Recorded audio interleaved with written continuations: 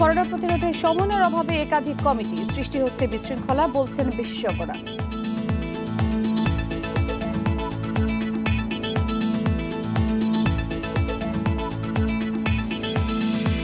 Corona ভাইরাসে পুরুষদের মধ্যে সংক্রমণ ও মৃত্যুর হার বেশি, ঘরে থাকায় নারীরা আক্রান্ত কম।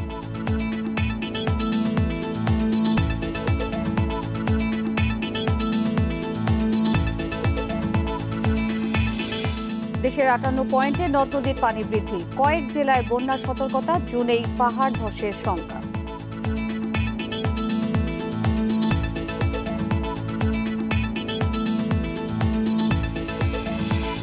যমুনা মেঘনা নদীর তীরবর্তী 4 জেলায় তীব্র ভাঙন, বিলীন হচ্ছে বসতভিটা, রাস্তাঘাট, ফসলি জমি।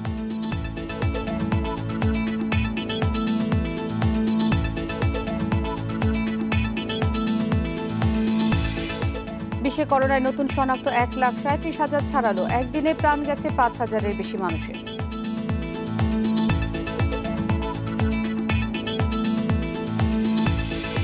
স্বাগত 1 ঘন্টা বিরতিহীন সংবাদে, আপনাদের সঙ্গে আছি আমি নুসরাত আফরিন। শিরোনাম শুনছিলেন, এবার পুরো খবর। দেশে করোনা ভাইরাসের সংক্রমণ রোধে কতটি কমিটি হয়েছে তার সঠিক হিসাব নেই কারো কাছে। এছাড়া কোন কমিটি কি কাজ বা কার কাছে জবাবদিহি সেটারও ঠিক নেই। এসব কারণে সমন্বয়হীনতা দেখা দিচ্ছে বলে মন্তব্য করেছেন বিশেষজ্ঞরা। বলছেন সেজন্যই দেখা দিচ্ছে বিশৃঙ্খলা। কেউ বলছে 10, কেউ বলছে 12 বা 19। এক এক দপ্তর কমিটির এক এক সংখ্যা জানাচ্ছে। আবার কোন কমিটিতে কতজন করে সদস্য তারও হিসাবে গরমিল। 8 মার্চ দেশে করোনা শনাক্তের পর থেকেই এই অবস্থা। খোদ স্বাস্থ্যমন্ত্রীরও অনেক কিছুই অজানা। মন্ত্রণালয়, অধিদপ্তর, বিভিন্ন কমিটির সাথে কোনো সমন্বয় নেই। এগুলা কমিটি একটা ডিসিশন দেয়, সেই ডিসিশন আমলে নেয় না, তাইলে এগুলা কমিটি করার তো কোনো মানে হয় না। বিশেষজ্ঞকে যদি তার মতামত নিতে হয়, সরকার তাকে ডাকতেই পারে এবং ডেকে তার পরামর্শ নিতে পারে। আর আমরা যেটা লক্ষ্য করলাম যে কমিটি করার ফলে যে জিনিসটা হয়েছে, আমাদের স্বাস্থ্যমন্ত্রী নিজেই বলেছেন যে তার কাছে কিছু জিজ্ঞেস করা হয়নি, তিনি জানেন না, এরকম কথাও বলেছেন। বিশেষজ্ঞদের মন্তব্য এর চেয়ে ভয়াবহ হলো কোন কমিটি কি সিদ্ধান্ত নিচ্ছে এবং কে সেটি বাস্তবায়ন করবে তার সুস্পষ্ট নির্দেশনা নেই। এর প্রমাণ করোনার উচ্চ ঝুঁকিতে থাকা এলাকাগুলোকে রেড জোন করে সাধারণ ছুটি দেয়া হলেও কার্যকর করতে না পারা। পরামর্শ কমিটি বাঁশি বাজাবে না, স্বাস্থ্য অধিদপ্তর বাঁশি বাজাবে না, সংস্থাপন মন্ত্রণালয় বাঁশি বাজাবে, আমরা তো বুঝছি কোনো জায়গায় কাউকে ধরা যাচ্ছে না। আইন অনুযায়ী দায়িত্বশীল ব্যক্তি হলে হবেন মহাপরিচালক হবে, তাহলে মহাপরিচালককে উত্তর দিতে হবে যে উনারা করতেছেন কিনা, ওনারা করবেন। আর টেকনিক্যাল কমিটি তাদের ভাষ্য হইলো আমরা টেকনিক্যাল অ্যাডভাইস, আমাদের কাজ হলো অ্যাডভাইস দেওয়া, আমাদের কাজ কিন্তু ইমপ্লিমেন্টেশন নয়। তাইলে এখানে মহাপরিচালক উত্তর দেখবে। কমিটি করলে যে কোনো জিনিসই দীর্ঘায়িত হয়। আমাদের এটা একটা বিশেষ করে এই যে প্যান্ডেমিকটা আর বাংলাদেশে যেভাবে ছড়াচ্ছে, এইটাকে কিন্তু অ্যাগ্রেসিভ ওয়েতে এটার মোকাবেলা করতে হবে। বিশেষজ্ঞ চিকিৎসকদের মতে রোগতত্ত্ববিদ ও জনস্বাস্থ্য বিশেষজ্ঞদের নিয়ে একটি কেন্দ্রীয় কমিটি থাকা উচিত ছিল। তাহলে করোনা ভাইরাস মোকাবেলায় সমন্বয়হীনতা কাটিয়ে উঠে কার্যকর ফল পাওয়া যেত। Buddhadeb Kundu, independent news, Dhaka. দেশে করোনা আক্রান্তদের মধ্যে পুরুষ 71% আর নারী 29%। মৃত্যু হয়েছে পুরুষের বেশি। বিশেষজ্ঞরা বলছেন নারীর তুলনায় পুরুষের ঘরের বাইরে যাওয়ার প্রবণতা বেশি, যার কারণে সংক্রমণ ও মৃত্যুর হারও বেশি। 8 মার্চ দেশে প্রথম করোনা শনাক্ত হয়, মৃত্যু হয় 18 মার্চ। এরপর থেকে হু হু করে বাড়ছে সংক্রমণ, থেমে নেই মৃত্যুও। 103 দিনে বাংলাদেশে করোনা শনাক্ত হয়েছে 1,02,292 জনের।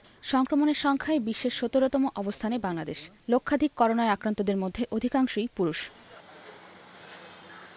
স্বাস্থ্য অধিদপ্তরের হিসেবে বৃহস্পতিবার পর্যন্ত দেশে করোনায় মারা গেছেন 1,343 জন, যার মধ্যে পুরুষ 1,034 জন ও নারী 309 জন। বিশেষজ্ঞরা বলছেন নানা কারণেই পুরুষকে ঘরের বাইরে বেশি যেতে হয়, তাই সংক্রমণের ঝুঁকিও বেশি। পুরুষরা বেশি বাইরে বের হচ্ছেন, নারীরা বেশি ঘরে থাকছেন এবং যখন বাজারে যাচ্ছেন তখন সেখানে যারা পুরুষ তারা স্বাস্থ্যবিধি মেনে চলছেন না এবং সামাজিক দূরত্ব সেটা মেনটেন করে চলছেন না। এতে যারা নারীরা আক্রান্ত হয়েছেন তাদের পুরুষদের কাছ থেকে কিন্তু আক্রান্তটা বেশি হয়েছেন। বিশেষজ্ঞরা বলছেন জেনেটিক্যালি পুরুষের তুলনায় নারীর রোগ প্রতিরোধ ক্ষমতা বেশি, তাই পুরুষের মৃত্যুর হারও বেশি। আমাদের মেয়েরা বাইরে কম যায় এবং এই করোনা কালে তারা বের হচ্ছে কম।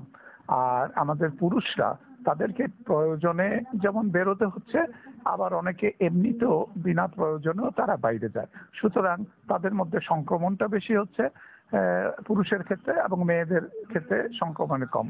বিশেষজ্ঞরা বলছেন, যে হারে করোনা সংক্রমণ বাড়ছে তাতে ব্যক্তি সচেতনতার উপর বেশি জোর দিতে হবে। জরুরি প্রয়োজন ছাড়া ঘরের বাইরে না যেতে পরামর্শ দিচ্ছেন তারা। মেহরিন জাহান, ইন্ডিপেন্ডেন্ট। কুমিল্লার নমুনা সংগ্রহের পরিস্থিতি জানবো, আমাদের সহকর্মী তানভীর খন্দকার আছেন সেখানে। তানভীর, কুমিল্লায় করোনা শনাক্তে আসলে সাধারণ মানুষের ভোগান্তি কমাতে প্রশাসনের কোনো উদ্যোগ দেখছেন কিনা? আজকে কি অবস্থা? আপনাকে যে বিষয়টি আমি প্রথমে জানিয়ে রাখতে চাই যে গতকালকে কিন্তু কুমিল্লায় সর্বোচ্চ 161 জন করোনা ভাইরাসে শনাক্ত হয়েছে।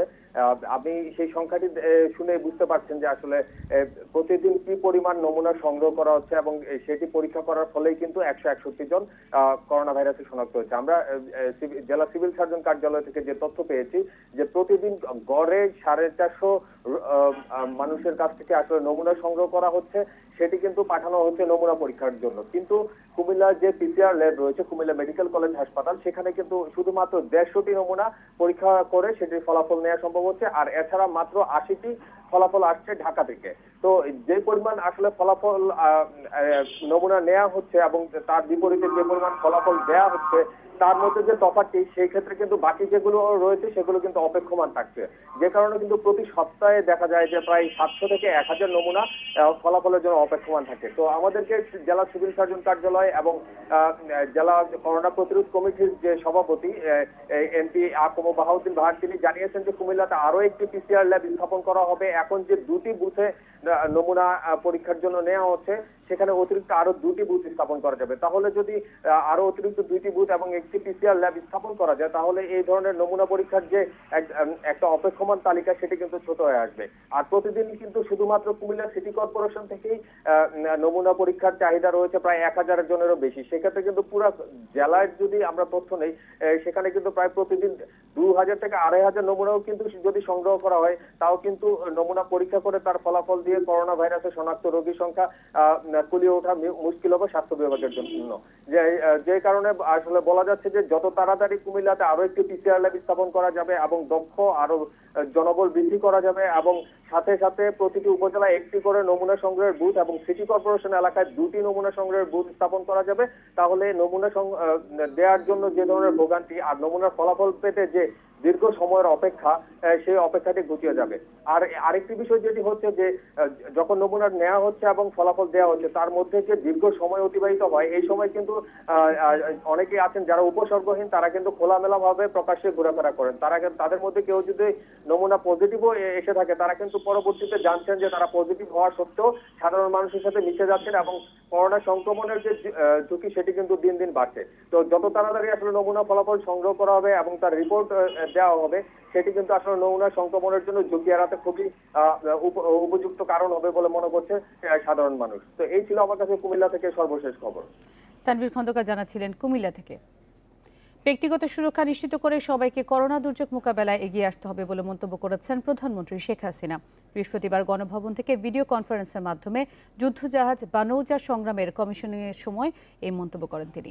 এ সময় প্রধানমন্ত্রী বলেন, বাংলাদেশ যুদ্ধ চায় না, শান্তি চায়। বিশ্বের শান্তি বজায় রাখতে বাংলাদেশের চেষ্টা অব্যাহত থাকবে। নৌবহরে আজ যুক্ত হতে যাচ্ছে। দেশের জলসীমার সুরক্ষায় নৌবাহিনীর সক্ষমতা বাড়াতে নৌবহরে যুক্ত হলো নতুন করভেট ক্লাস যুদ্ধজাহাজ সংগ্রাম। করোনা সংক্রমণের ঝুঁকি এড়াতে গণভবন থেকে ভিডিও কনফারেন্সের মাধ্যমে জাহাজটি কমিশনিং করেন প্রধানমন্ত্রী শেখ হাসিনা। যে আপনি কমিশনিং ফরমান যথাযথভাবে হস্তান্তর করুন। শুরুতে প্রধানমন্ত্রীর নির্দেশে জাহাজের কমিশনিং ফরমান হস্তান্তর করা হয়। পরে নামফলক উন্মোচন করে প্রথা অনুযায়ী বেল বাজানো হয়। জাতীয় সঙ্গীতের মধ্য দিয়ে শেষ হয় কমিশনিং।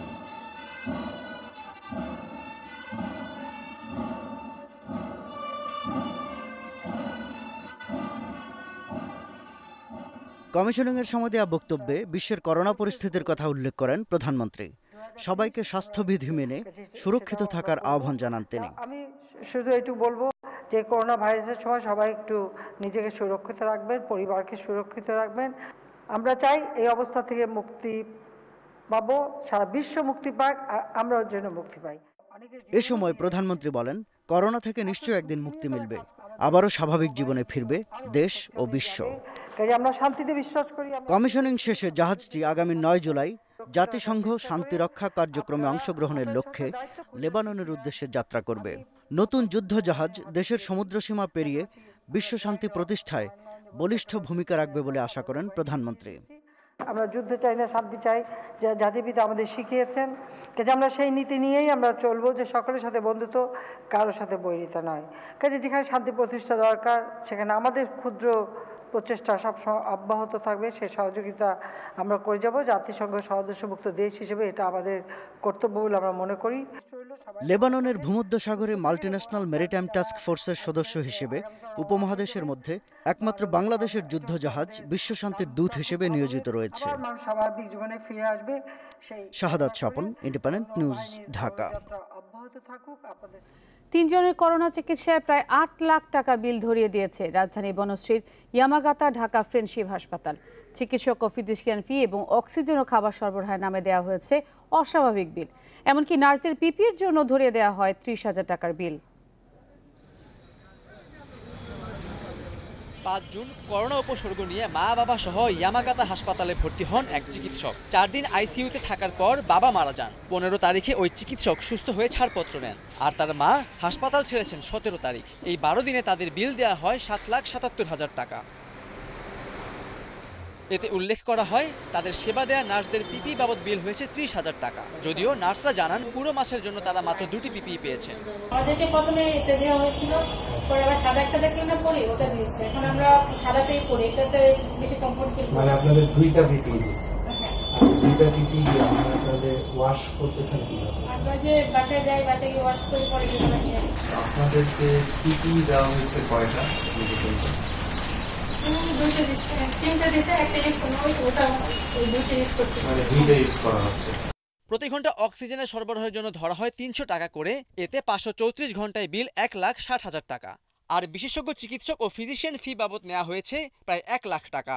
এছাড়া ল্যাব টেস্টের নামে 1,15,000 টাকা এবং মোট বিলের উপর সার্ভিস চার্জ নেওয়া হয়েছে আরও প্রায় 71,000 টাকা। আমাদেরকে যে বিলটা দেওয়া হয়েছে, এই বিলটাতে আমরা অনেক অসঙ্গতি আমরা লক্ষ্য করেছি। এর মধ্যে সবচেয়ে বড় ব্যাপার হচ্ছে আমাদের টোটাল যে বিলটা করা হয়েছে এটা আমাদের 3 জনের 7,77,000 টাকার মতো একটা বিল করা হয়েছে, যেটা আমাকে পরে বলা হয়েছে যে আমাকে হয়তো 10% ডিসকাউন্ট দেওয়া হবে, দিয়ে এটা 7 লাখ করা হবে, যেটা আমাদের অনেক অত্যাধিক বিল মনে হয়েছে। হাসপাতাল কর্তৃপক্ষের দাবি, করোনার এই সময় চিকিৎসক থেকে শুরু করে নার্সদের বেতন বৃদ্ধি, বাড়তি দামে অক্সিজেন সিলিন্ডার কেনা সহ অন্যান্য খরচ বাড়ায় এমন বিল হয়েছে। যে ডক্টরদের আমাদের এখানে স্যালারি ছিল তাদেরকে এই সিচুয়েশনে, রিস্কি সিচুয়েশনে কাজ করার জন্য প্রত্যেককে রিস্ক অ্যালাউন্স দিত। সত্যি কথা বলতে অনেক কষ্টে ভোকাল দিয়ে কাউন্সিলিং করে তাদের সাথে আলাপ করে বুঝায়, গায়ে মাথায় হাত বোলায়, তাদেরকে স্যালারি ইনক্রিমেন্ট করে, তাদেরকে এক্সট্রা ভাতা দিয়ে এগুলো করাতে হচ্ছে। এটা আপনি বলতে পারেন যে আপনি অন্যদের চেয়ে বেশি নিচ্ছেন কেন, ঠিক আছে? এটা আমার একার সিদ্ধান্ত না, এটা হসপিটালের ডিসিশন। পুরো বিষয়টি গণমাধ্যমে আসলে মোট 7,77,000 টাকা বিলের মধ্যে 1,77,000 টাকা কম রাখা হয়। Khaled Raihan, independent news, Dhaka. সারা দেশে 58 পয়েন্টে বাড়ছে নদ নদীর পানি। বন্যা পূর্বাভাস ও সতর্কীকরণ কেন্দ্র বলছে কক্সবাজার চিরিঙ্গা পয়েন্টে মাতামুহুরী নদীর পানি বইছে বিপদসীমা 10 সেন্টিমিটার ওপর দিয়ে। নীলফামারীর ডালিয়া পয়েন্টে তিস্তা ও নেত্রকোনায় কংস নদীর পানি বিপদসীমার কাছাকাছি। ডালিয়া, কুড়িগ্রাম, সিংড়া, জারিয়া, জাঞ্জাইল পয়েন্টে বন্যা সতর্কতা জারি করা হয়েছে। আবহাওয়া অফিস বলছে জুনে ভারী বৃষ্টিতে পার্বত্য এলাকায় পাহাড় ধসের শঙ্কা রয়েছে। মে মাসে দেশে স্বাভাবিক বৃষ্টি হয় 2,384 মিলিমিটার, তবে এবার হয়েছে 17% বেশি 2,884 মিলিমিটার। আর জুনে স্বাভাবিক বৃষ্টি 3,484 মিলিমিটার হলেও আবহাওয়া অধিদপ্তর বলছে এবার 351 মিলিমিটার বেশি বৃষ্টি হবে। আবহাওয়া অফিস বলছে জুনে বঙ্গোপসাগরে সৃষ্টি হতে পারে 2টি নিম্নচাপ। বাংলাদেশ সহ ভারতের দক্ষিণ পশ্চিমে মৌসুমি বাতাসের কারণে ভারী বৃষ্টি হতে পারে জুন জুলাই জুড়ে। মৌসুমের অক্ষাংশ আছে দেশের মধ্য অঞ্চলে, এটা গ্রাজুয়ালি উত্তর দিকে অগ্রসর হবে। অর্থাৎ হচ্ছে এটা যে হিমালয়ের পাদদেশ এবং দেশের বাংলাদেশের উত্তর অঞ্চল যদি অবস্থান করে, সেই ক্ষেত্রে দেখা যাবে যে দেশের উত্তর অঞ্চল, বিশেষ করে আপনার রংপুর, ময়মনসিংহ, সিলেট এই অঞ্চলে বৃষ্টি হবে, তার সাথে সাথে আপার ক্যাচমেন্ট বিশেষ করে আসাম, মেঘালয় এইসব জায়গায় বৃষ্টি বেড়ে যাবে। এর মধ্যে ব্রহ্মপুত্র যমুনায় বাড়তে শুরু করেছে পানি। বন্যা পূর্বাভাস ও সতর্কীকরণ কেন্দ্র বলছে বৃহস্পতিবার কক্সবাজার চিরিঙ্গা পয়েন্টে মাতামুহুরী নদীর পানি বইছে বিপদসীমার 10 সেন্টিমিটার উপর দিয়ে। বরৈতলা ইউনিয়নে দেখা দিয়েছে বন্যা। তিস্তার ডালিয়া পয়েন্টে বিপদসীমার মাত্র 15 সেন্টিমিটার নিচে, ধরলায় আছে প্রায় 25 সেন্টিমিটার নিচে নদীর পানি। ঘূর্ণিঝড় আম্পানের পর আসামের শিলচর ও মেঘালয়ে প্রতিদিন গড়ে 1000 মিলিমিটারেরও বেশি বৃষ্টি হচ্ছে। এর জেরে পানি বাড়ছে মনু, খোয়াই, জাদুকাটা, গোয়াইন নদীর পানি। 101টির মধ্যে 58টি পয়েন্টে পানি বেড়েছে। ভারী বৃষ্টিতে বন্যার আশঙ্কা রয়েছে ব্রহ্মপুত্র, যমুনা ও মেঘনা অববাহিকায়। যমুনা নদীর ক্ষেত্রে পানি বৃদ্ধি অব্যাহত থাকবে এবং এখন বর্তমানে ব্রহ্মপুত্র এবং যমুনা নদীর যে অবস্থা, তাতে এই মাসের শেষার্ধে বৃষ্টিপাতের পরিমাণের উপর নির্ভর করে ব্রহ্মপুত্র যমুনা নদীর কোথাও পানি বিপদসীমার কাছাকাছি যেতে পারে অথবা বিপদসীমা অতিক্রম করার সম্ভাবনা রয়েছে। এদিকে বুধবার কক্সবাজারে বৃষ্টি হয়েছে 302 মিলিমিটার। ভারী বৃষ্টির প্রভাবে পার্বত্য এলাকায় পাহাড় ধস হতে পারে বলে সতর্ক করেছে আবহাওয়া অধিদপ্তর। Shahriar Anirban, independent news, Dhaka. নদ নদী পানি বৃদ্ধির আরো খবর জানাতে এখন ফরিদপুর থেকে যোগ দিচ্ছেন সহকর্মী মফিজুর রহমান। মফিজুর, ফরিদপুরে কোন কোন এলাকায় নদীর পানি বৃদ্ধি পাচ্ছে আর বন্যার আশঙ্কা কেমন, সেখানে কি বলছে পূর্বাভাস ও সতর্কীকরণ কেন্দ্র? আপনি জানেন যে ফরিদপুরে কিন্তু পদ্মা নদী, মধুমতি এবং আড়িয়াল খাঁ রয়েছে এবং এই নদীর পানি কিন্তু গত 3-4 দিনে কিন্তু বেশ ভালোই বেড়েছে, এমনটি আমাদের জানিয়েছেন নদী পাড়ের মানুষ। আমি ফরিদপুরে এই মুহূর্তে দাঁড়িয়ে আছি ফরিদপুর ডিগ্রিচর ইউনিয়নের পদ্মা পাড়ের ধলার মোড় এলাকায়। সেখানে কিন্তু আমি এসে দেখেছি যে যেখানে পানি এসে গেছে সেখানে কিন্তু গত 2 দিন আগেও কিন্তু পানি ছিল না, অর্থাৎ গত 2 দিনে কিন্তু মূলত এই পানিটি এখানে এসেছে। এই নদী পাড়ে মানুষ বলছে যে যেভাবে পানি গত 2 দিনে বাড়ছে, এইভাবে যদি কন্টিনিউ বাড়তে থাকে, অর্থাৎ 15 দিন বা 1 মাস বাড়তে থাকে, সেক্ষেত্রে এবারে বন্যার পরিস্থিতি বেশ খারাপ হবে এমনটি তারা ধারণা করছে। তো এই অঞ্চলের মানুষের সাথে কথা বলে যেটা আরো জানতে পেরেছি যে হঠাৎ করেই পানি বেড়ে যাওয়ার কারণে কিন্তু পদ্মার চরের যে বাদাম চাষ এবং তিল চাষ হতো, সে তিল ক্ষেত এবং বাদাম ক্ষেত কিন্তু অধিকাংশ তলিয়ে গেছে। যদিও অনেকে তাড়াহুড়া করে এই তিল বা বাদাম তোলার কাজ চেষ্টা করছে, তারপরেও কিন্তু তাদের ক্ষতি হবে এমনটি আমাদেরকে জানিয়েছে।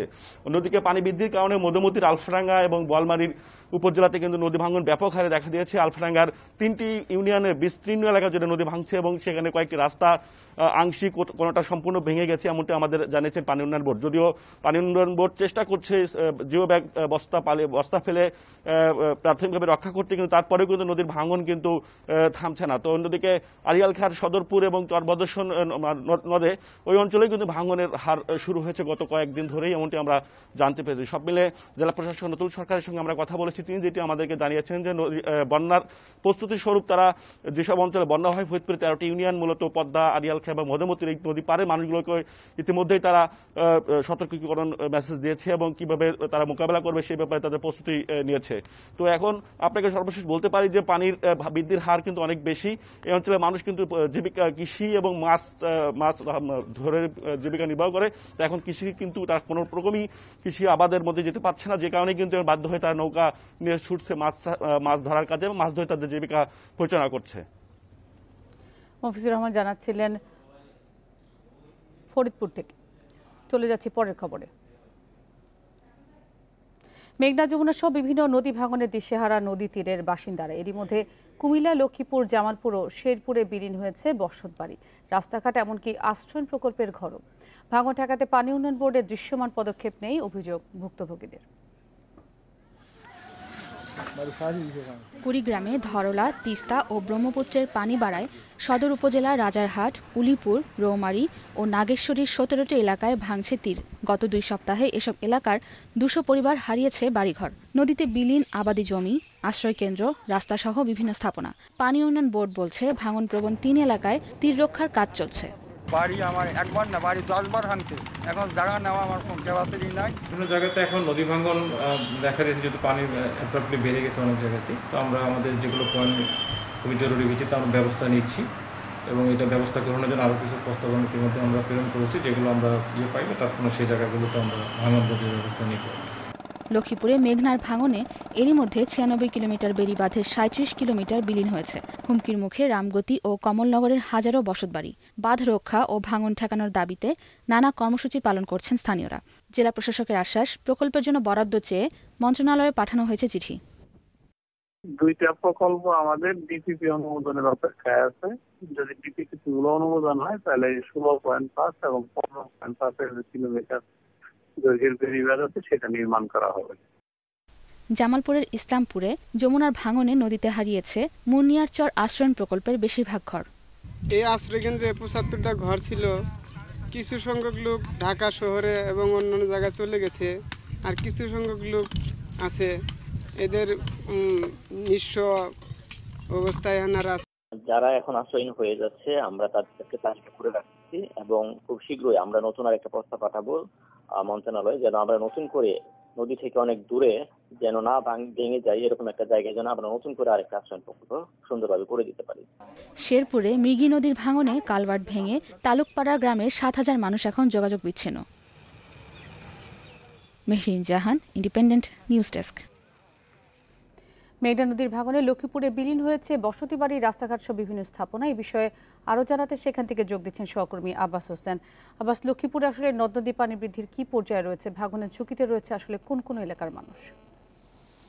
গত কয়েকদিনের যে টানা বৃষ্টিতে, এই বৃষ্টির কারণে লক্ষ্মীপুরে যে মেঘনা নদী রয়েছে, একদিকে পানি বাড়ছে, অন্যদিকে যে ভাঙন সেটি কিন্তু ইতিমধ্যে বেশ প্রকট আকার ধারণ করেছে।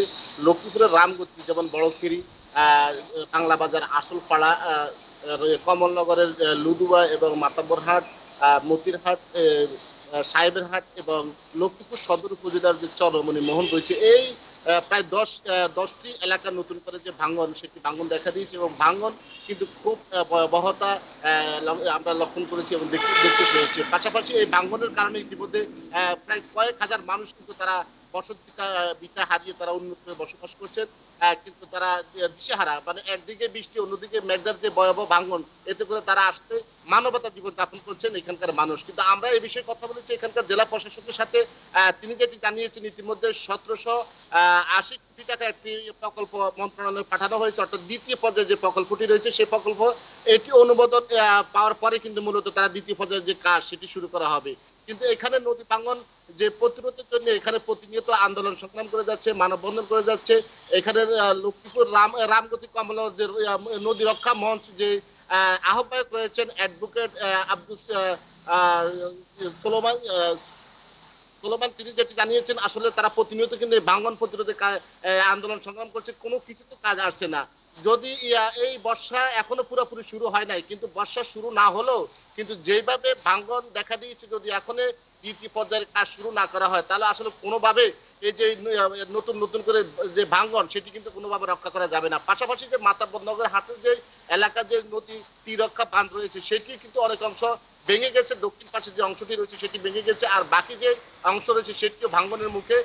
যদি এখনই কাজ ধরা না হয় তাহলে হয়তো সেটিও ভেঙে নদীতে বিলীন হয়ে যাবে, এমনটি আশঙ্কা করছেন এখানকার মানুষ। কিন্তু আমরা এখানে স্থানীয় যে জনপ্রতিনিধি রয়েছে বা স্থানীয় এলাকাবাসীর সাথে আমার সাথে সকালে কয়েকজনের সাথে কথা হয়েছে, তারা যেটি জানিয়েছেন যে দ্রুত যদি পানি উন্নয়ন বোর্ড এই বিষয়ে ব্যবস্থা না নেয় তাহলে তারা আসলে সবকিছু হারিয়ে তারা নিঃস্ব হয়ে যাবে। গত 5 বছর যদি আমি আপনাকে একটা পরিসংখ্যান দিই, গত 5 বছর অন্তত 50,000 মানুষ এই নদী পাড়ের যে বসতভিটা হারিয়ে তারা অন্যত্র বসবাস করছে এবং তারা যে সবকিছু তারা লক্ষ লক্ষ যে মানে টাকা পায়, যে প্রায় 50,000। আব্বাস হোসেন, আপনাকে ধন্যবাদ জানাচ্ছি। আব্বাস জানাচ্ছিলেন লক্ষ্মীপুর থেকে। ভয়ে পিছপা না হয়ে যুদ্ধের ময়দানে টিকে থাকতে শারীরিক সক্ষমতা বাড়ানোর উপর জোর দিচ্ছে পুলিশ বাহিনী। অদৃশ্য শক্তি করোনা ভাইরাসকে মোকাবেলা করেই দেশ সেবায় কাজ করে যেতে চান তারা। ঢাকার কেরানীগঞ্জ মডেল থানায় পুলিশ সদস্যরা নিয়ম করে প্রতিদিন শরীরচর্চায় অংশ নিচ্ছেন। ফিজিওথেরাপিস্টরা বলছেন শরীরচর্চায় রোগ প্রতিরোধ ক্ষমতা বাড়ে, তাই এই কার্যক্রম অন্যান্য ইউনিটেও শুরু করা হবে বলে জানান কর্মকর্তারা। করোনা মহামারীর এই সময় পুলিশ বাহিনীর একজন সদস্য ফ্রন্টলাইন যোদ্ধা। ঝুঁকি নিয়ে কাজ করতে গিয়ে মারাও গেছেন অনেক সদস্য, অনেকে আক্রান্ত হয়ে চিকিৎসা নিচ্ছেন। কিন্তু যুদ্ধের মাঠ থেকে পিছপা হতে চান না তারা, জোর দিচ্ছেন শারীরিক সক্ষমতা বাড়ানোর উপর।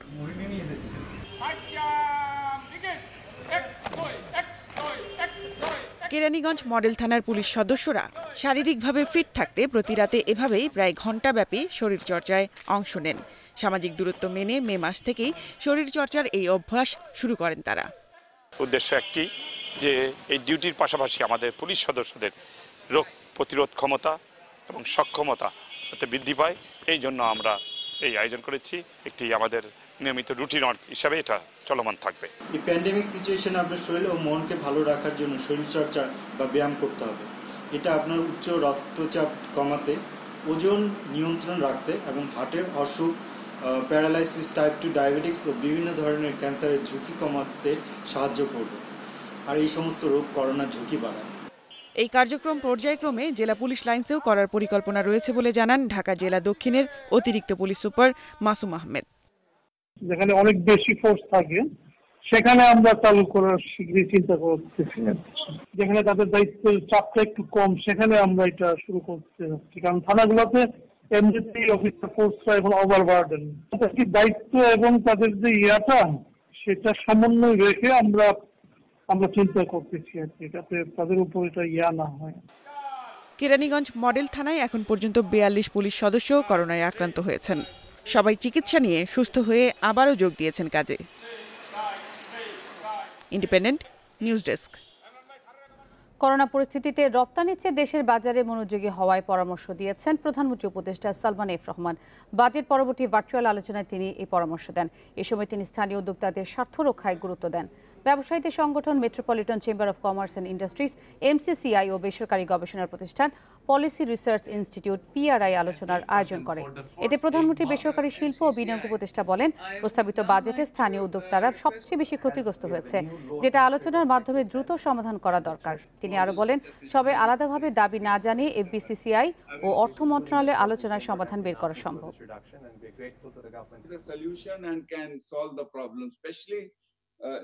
There is a lock-in period of 3 years, and whilst changing the whole area of black market, possible to reach. Okay, I'll take that. Other specific, and secondly, we need a much clearer definition. The private sector, we have to shift from our export now to the domestic market. বর্তমান পরিস্থিতিতে আমাদের বেসরকারি খাতের উদ্যোক্তাদের রপ্তানির বদলে স্থানীয় বাজারের দিকে মনোযোগী হতে হবে। দুর্ভাগ্যজনকভাবে বাজেটের কারণে স্থানীয় উদ্যোক্তারা সবচেয়ে বেশি ক্ষতিগ্রস্ত হয়েছে।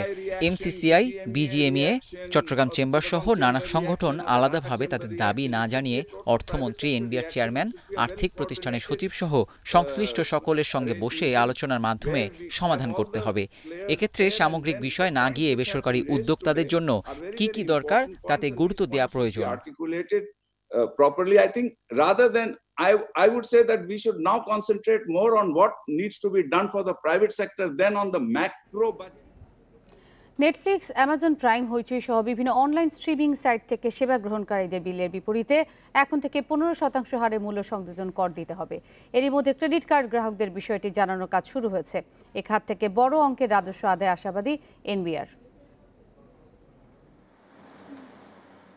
করোনা সংকটে গৃহবন্দী অনেকে।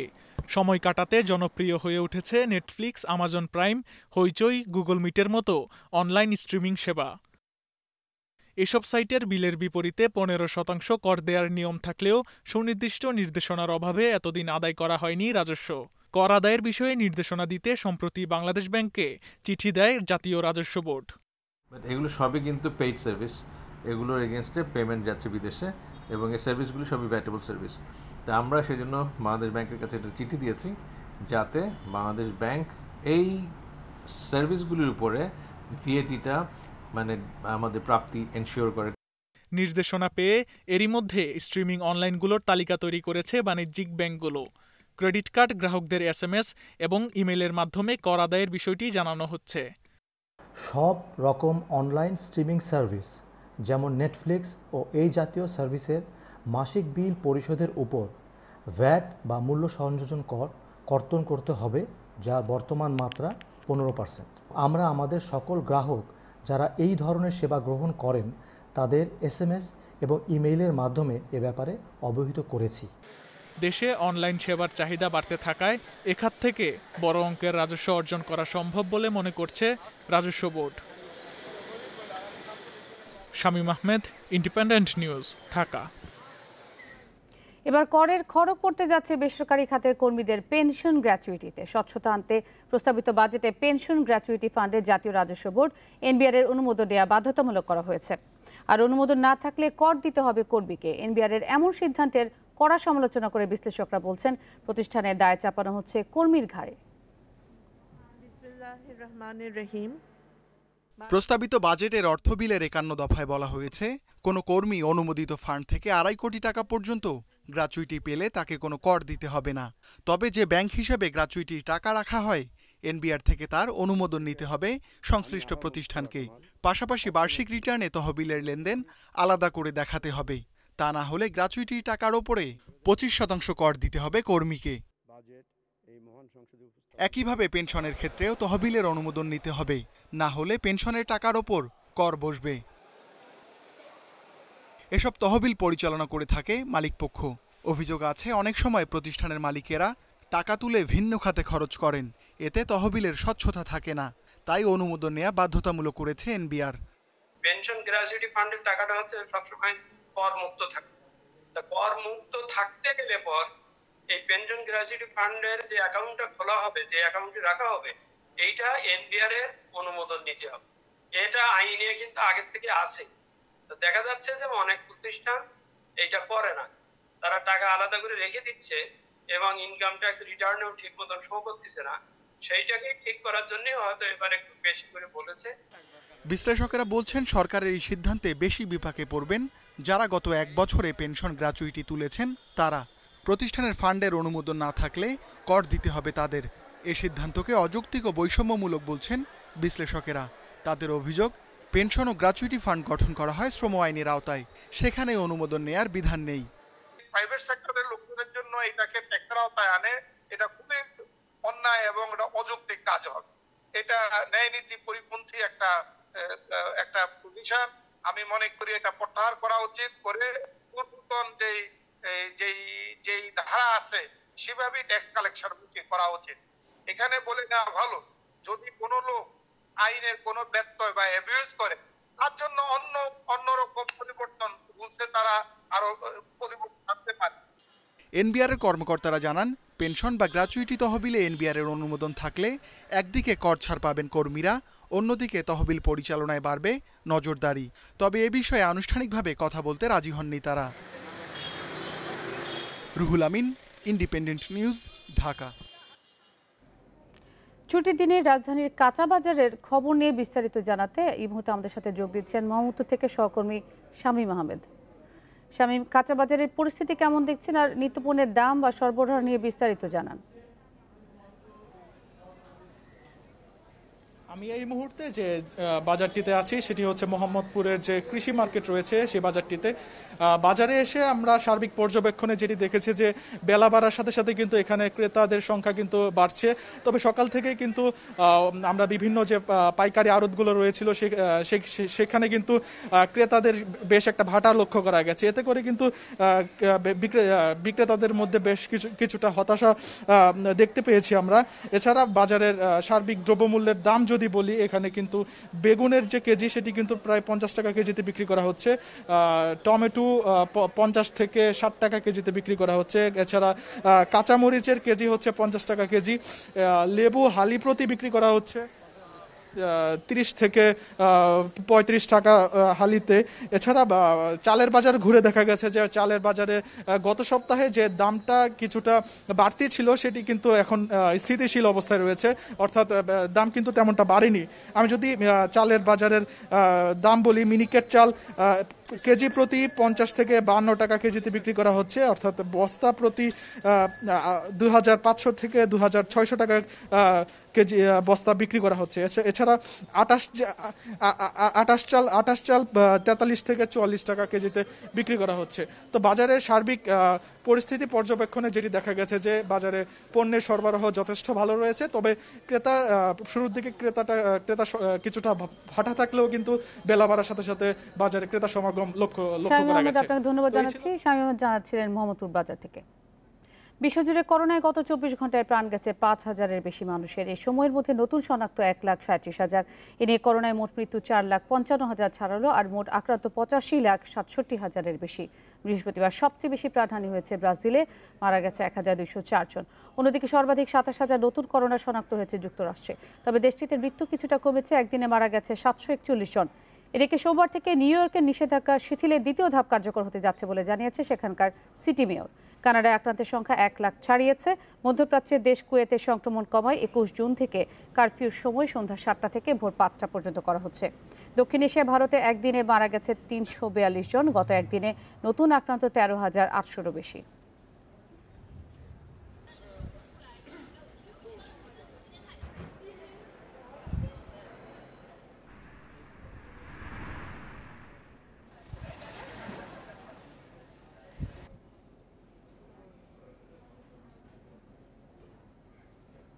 ভারতের সঙ্গে বিরোধপূর্ণ ভূখণ্ডকে নিজেদের মানচিত্রে অন্তর্ভুক্ত করে সংবিধান সংশোধনী বিল পাশ করেছে নেপালের ন্যাশনাল অ্যাসেম্বলি।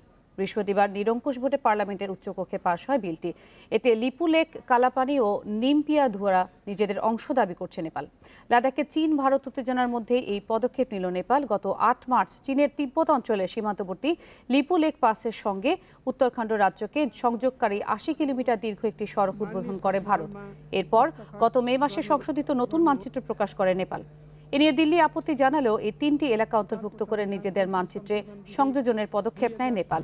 এই 3 এলাকা নিয়ে দেশ দুটির মধ্যে কয়েক দশক ধরে সীমান্ত বিরোধ চলছে।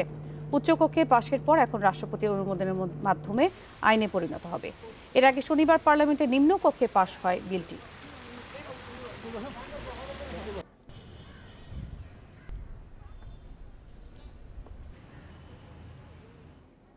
সীমান্তে নতুন করে সংঘর্ষে না জড়াতে একমত হয়েছে চীন ও ভারত। দুদেশের পররাষ্ট্রমন্ত্রীদের মধ্যে ফোন আলাপে এই ঐক্যমত হয়। তবে লাদাখে সংঘর্ষে প্রাণহানির ঘটনা দ্বিপাক্ষিক সম্পর্কে নেতিবাচক প্রভাব ফেলবে বলে সতর্ক করেছেন ভারতের পররাষ্ট্রমন্ত্রী। এদিকে দ্বিতীয় দিনের মতো দুদেশের মেজর জেনারেল পর্যায়ের বৈঠক শেষ হয়েছে। তবে সংঘাতপূর্ণ এলাকা থেকে এখনও পিছু হটেনি বেইজিং। লাদাখ সংঘর্ষের ঘটনায় অন্তত 76 সেনা আহত হয়েছে বলে জানিয়েছে এনডিটিভি।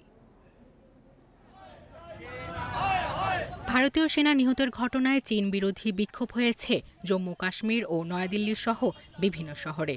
চীনের বিরুদ্ধে স্লোগানের পাশাপাশি পোড়ানো হয় শি জিনপিং এর প্রতিকৃতি। সীমান্তে তারা যেভাবে আমাদের সেনাদের হত্যা করেছে তা মেনে নিতে পারছি না। তাদের বিরুদ্ধে আমি সীমান্তে গিয়ে লড়াই করতে পারবো না, কিন্তু পণ্য বয়কট করে লড়াই করতে পারবো।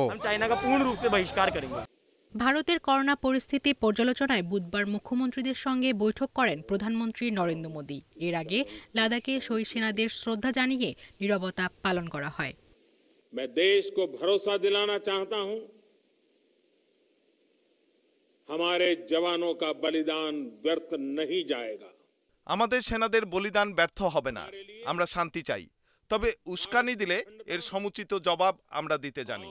দেশের সার্বভৌমত্বের সঙ্গে কোনো আপোষ করা হবে না।